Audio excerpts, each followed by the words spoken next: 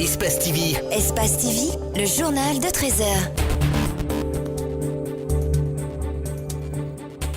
Parlant toujours de la concession du port conventionnel qui ne finit pas d'alimenter les débats, il faut dire que les acteurs de la société civile sortent de leur silence enfin. Nos reporters ont rencontré Dansa Koroma du CNOX et Abdourahmane Sano de la PQD qui condamne les conditions dans lesquelles le contrat a été signé. Vous aurez les détails dans cette édition d'information. Sur le continent au Maroc, les migrants se cachent pour éviter les transferts forcés dizaines de migrants sur terre dans une forêt près de Tanger, fuyant les rafles menées par ces derniers jours dans le nord du pays par les autorités marocaines qui ont lancé une opération de déplacement de migrants vers le sud. C'est tout pour les titres. Le développement, c'est dans un court instant.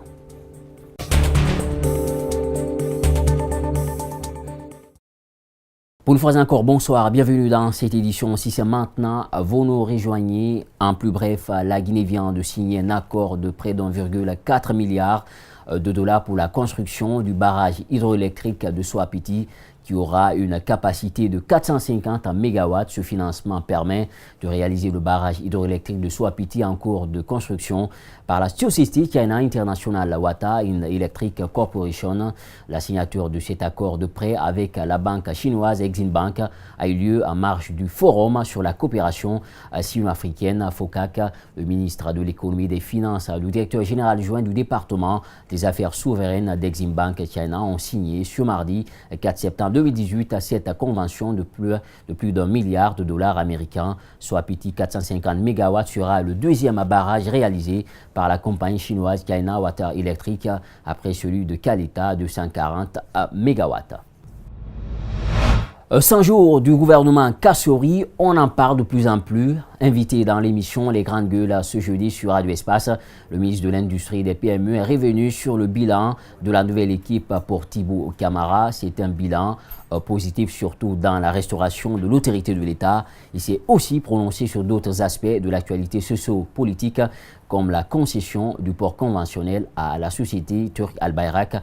Après l'émission, nos reporters Malik Sangana Kamara et Lamine Silla l'ont interviewé. Suivi. Nommé Premier ministre chef du gouvernement le 21 mai 2018, Kassori Fofana et son gouvernement seront plongés dans une crise sociale suite à l'augmentation du prix du carburant à la pompe de 8 000 francs à 10 000 francs guinéens. Après quelques jours de perturbations, de paralysie des activités économiques dans la capitale par les forces sociales et le syndicat, le Premier ministre est parvenu à restaurer la stabilité. Tibou Camara considère ce pari gagné par Kassori Fofana comme le bilan le plus reluisant des 100 jours à la tête du gouvernement. Nous avons pour l'instant relevé le défi de la stabilité et maintenant le gouvernement s'attelle à mettre en œuvre les grandes annonces qui ont été faites par le Premier ministre à l'occasion de la présentation de sa politique. L'actualité politique du pays reste dominée par l'accord trouvé entre mouvance et l'opposition pour l'installation des élus locaux. À Kindia et à Dubreka, des tensions ont éclaté dans le choix des maires. Des propos divisionnistes aussi ont été tenus. Le ministre Tibou condamne fermement ces propos. Cependant, il interpelle la justice à faire son travail. Par rapport aux propos tendant à diviser les Guinéens ou à saper les bases de notre unité nationale, nous avons tous le devoir de les condamner et à la justice d'interpeller les auteurs de ce genre de propos. Sur la signature du contrat de concession du port autonome de Conakry à Al-Barak, le ministre d'État conseiller personnel du président de la République suggère une large communication pour expliciter le contenu des documents. Il y a un défaut de compréhension du contrat que le gouvernement doit corriger en allant vers plus de pédagogie. Alors que la presse parle d'un détournement de 21 milliards de dollars US à la BCRG, Tibou Camara rassure qu'il n'y a eu aucun scandale au sein de la dite institution. Toujours parlant de la concession du port conventionnel qui ne finit pas d'alimenter les débats dans la cité, il faut dire que les acteurs de la société civile sortent enfin de leur silence. Nos reporters ont rencontré Dansa Koroma du CNOX et Abdourahmane Sano de la PQD qui condamnent les conditions selon eux dans lesquelles le contrat a été signé. C'était un contrat plein de vices de forme et pas bénéfique pour les Guinéens, ont-ils martelé. Abdourahmane Ba et Djibril Kamara les ont rencontrés. On va regarder ces images. un bail de 25 ans pour un montant de près de 500 millions de dollars d'investissement, l'extension et la modernisation du port autonome de Conakry. Dernièrement, la directrice du port et son adjointe se sont livrés à un spectacle pour expliquer aux travailleurs les conditions de signature du dit contrat. D'après les acteurs de la société civile, c'est une preuve de toute l'opacité que referme ce contrat. La cacophonie qui règne entre la directrice et la directrice adjointe, ainsi que leur incapacité à pouvoir défendre la décision prise par le politique, qui est le ministère du Transport ou le président de la République d'ailleurs, prouve à suffisance que ce dossier pose un problème de soutenabilité. Et c'est dommage, d'autant plus dommage, que l'acte qui est posé constitue un gros risque. Au-delà du bradage de nos équipements économiques, constitue un gros risque pour les travailleurs. La forme est complètement vicieuse, le fond pas bénéfique d'après cet observateur. Des démarches sont prévues dans les prochains jours par cet acteur de la société civile.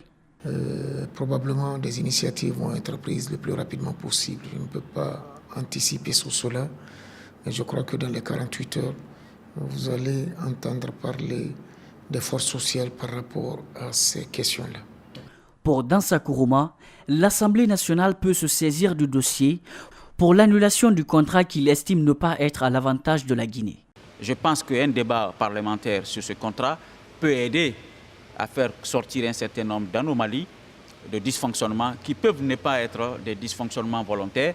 Ça peut être dû un peu à la volonté de passer à la vitesse supérieure, mais ce qu'on fait pour toi, sans toi et contre toi. Lundi 17 septembre prochain aura lieu le congrès du syndicat de la presse privée pour la mise en place d'un nouveau bureau. Les membres du bureau sortant étaient devant les ondes de médias hier jeudi à Conakry. Il s'agissait de faire le bilan du premier mandat, ensuite annoncer la date du prochain congrès pour renouveler le bureau. Les syndicalistes ont profité de l'occasion pour inviter les professionnels de médias à se faire syndiquer. Compte rendu signé Mamadou Kalisso, Ibrahima Souri, Souma. Pour Sidi Diallo et ses camarades, la création du syndicat de la presse privée de Guinée et sa légitimation auprès des patrons de presse constituent les premiers acquis de leur mandat.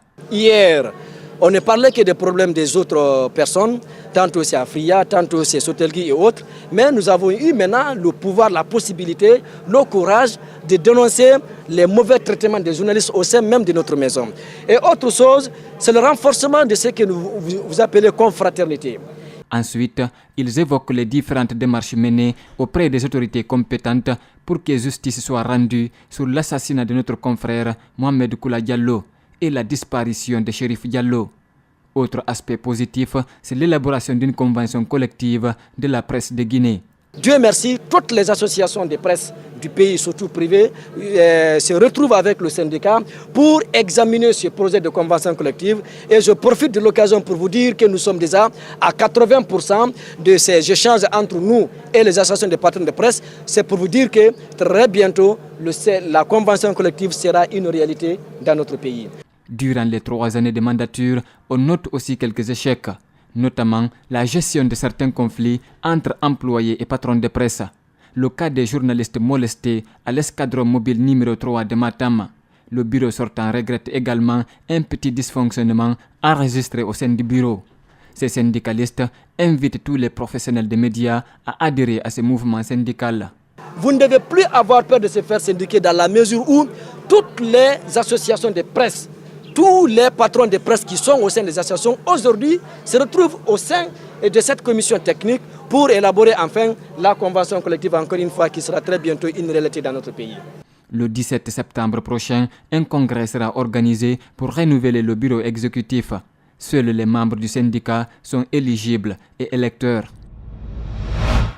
Les membres du comité de pilotage de l'initiative pour la transparence dans les industries extractives ITIE à l'abrégé étaient de nouveau réunis hier jeudi, cette fois pour piloter un atelier de formation à l'intention des sociétés minières et des régies de l'État. Cet atelier de formation a servi au remplissage des formulaires de déclaration auxquels les entreprises sont appelées à se conformer dans le pays. Mariam Fodé Camara, Mohamed Aloussène Camara étaient de la partie, compte rendu signé. Cette année, 28 entreprises minières ont été retenues dans le périmètre de réconciliation. Elles doivent fournir des informations sur leur activité. C'est dans ce cadre qu'une formation a été initiée pour ces entreprises minières et régies financières de l'État. Elles doivent commencer les travaux de préparation de déclaration des rapports ITIE 2017.